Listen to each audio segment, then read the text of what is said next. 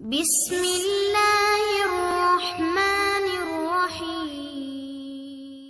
اب یہ کان امام کی آواز کیسے سنے کہ یہ پتہ نہیں کیا کیا سنتے ہیں سارا دن. یہ آنکھیں امام کو کیسے دیکھیں کیونکہ یہ پتہ نہیں کیا کیا دیکھتی ہیں سارا دن. خود آپ ایک صاف پانی میں تھوڑی سی مٹی ڈال دیں, تھوڑی سی, پانی کا حجم زیادہ بھی ہو یا چھوڑ دیں, کلر کا ڈراپ ڈال دیں, ایک کوئی بھی کلر, شفاف پانی آلودہ ہو جائے گا. ایک ڈراپ, چاہے 1 لیٹر ہی کیوں نہ ہو پانی, ایک بڑا کین ہی کیوں نہ ہو, ایک ڈراپ ڈال دیں. کیوں؟ محسوس ہوتا ہے, آپ کو نظر آتا ہے. یہ جو روح ہے جسے خدا نے پاک اور صاف بھیجا ہے, یہ ایک نگاہ نامحرم سے آلودہ ہو جاتی ہے. آپ کہتے ہیں کہ کیا فرق پڑتا ہے, کسی کو دیکھ رہے ہیں, نیت تو صاف تھی. اللہ, نیت صاف تھی, اثرات مرتب ہو گئے. اب کیسے کھڑے ہوں گے فجر کی نماز میں, کیسے آنکھوں میں سے آنسو ٹپکیں گے سجدے کے اندر, کہ آپ پھر خدا کی بارگاہ میں کہیں کہ رب لا تقلنی الا نفسی طرفۃ عین ابدا, اے میرے پروردگار مجھے ایک لمحے کے لیے میرے حال پہ مت چھوڑنا.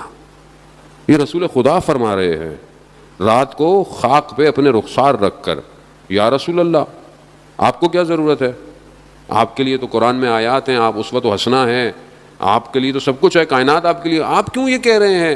ازواج مومنین جو ہے, وہ امہات المومنین جو ہیں, وہ پوچھتی ہیں رسول خدا سے کہ آپ کیوں ایسے خدا کی بارگاہ میں گڑ گڑاتے ہیں, کیوں ایسا کہتے ہیں.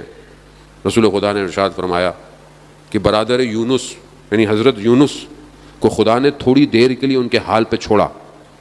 وہ بھی نبی تھے. عزیزان محترم, غور طلب, تھوڑا سا بعض مرائل تھوڑے سے مشکل ہیں. حضرت یونس علیہ الصلوۃ والسلام اللہ کے نبی, اللہ کے نبی کو جب ان کے حال پہ چھوڑا جائے تو ہمارے جیسا نہیں ہے جیسے ہمیں حال پہ چھوڑا جاتا ہے. وہ اللہ کے نبی ہیں, وہ معصوم ہیں. لیکن رسول خدا فرماتے ہیں کہ برادر یونس کو تھوڑی دیر کے لیے اللہ نے ان کے حال پہ چھوڑا. کیا ہوا؟ 3 تاریکیوں میں چلے گئے. قرآن کی آیات ہیں عزیزان محترم. رات کی تاریکی, سمندر کی تاریکی اور مچھلی کے شکم کی تاریکی. 3 تاریکیاں, ظلمات چلے گئے 6 ماہ تک. لا الہ الا انت سبحانک انی کنت من الظالمین. ذکر یونسیہ اسی وجہ سے مشہور ہے. حضرت یونس یہ ذکر کرتے رہے, پروردگار میں خود اپنے اوپر, میں نے ظلم کیا اپنے اوپر. اس کے بعد خدا نے کہا فاستجبنا لہ ونجیناہ من الغم وکذالک ننجی المؤمنین. پھر خدا نے کہا قبول کیا, نجات دینے والا وہی. عزیزان محترم, ہم اور آپ کس کیٹیگری میں؟ ہم کیا دیکھ رہے ہیں کہ ہم کوئی غلطی ہم سے ہوتی ہے, کیا ہمیں محسوس ہوتی ہے ہم نے غلطی کی؟ کوئی زبان سے غلط بات نکل جاتی ہے, کسی کو ہم خدا نخواستہ برا بول دیں, کسی کو تہمت لگا دیں, ہمیں محسوس ہوتا ہے؟ کیوں نہیں محسوس ہوتا؟ کیونکہ ہم نے اپنے آپ کو صاف نہیں رکھا ہوا. ہم نے فلٹر نہیں لگایا ہوا. کرو نا, جہاں پانی کڑوا آ رہا ہو یا کچھ ہوتا ہو تو لوگ فلٹر لگاتے ہیں نا, پانی میٹھا ہو جائے.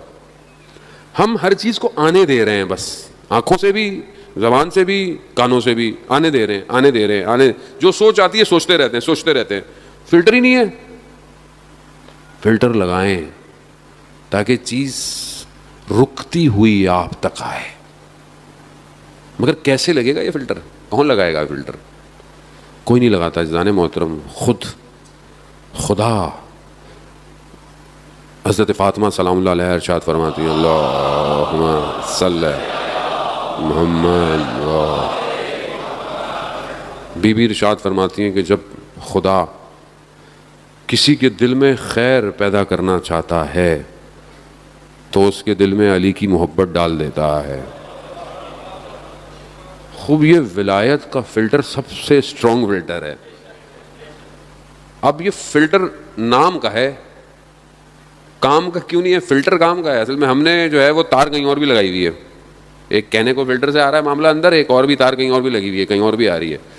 کیسے ہو سکتا ہے ایک ہی ٹائم پر دل انسان کا کئی دروازے کھولتا ہو؟ ممکن نہیں ہے.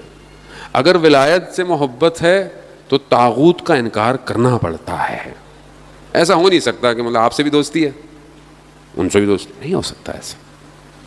ولایت اطاعت مانگتی ہے, ولایت سپرد ہونا مانگتی ہے. سپرد ہو جاؤ, اپنے آپ کو دے دو, بس دے دو, پھر تم نہیں ہو, بس وہ ہیں پھر, تب کچھ معاملہ. اب یہاں پر ولایت کو ماننا بھی ہے مگر اپنی خواہشات بھی پوری کرنی ہے, اپنے نفس کو بھی پورا کرنا ہے, اپنی آرزوؤں بھی پوری کرنی ہے, تو پھر تو نہیں پہنچ سکتے کربلا. کربلا وہی پہنچا جس نے اپنا پورا وجود حسین ابن علی کو دے دیا.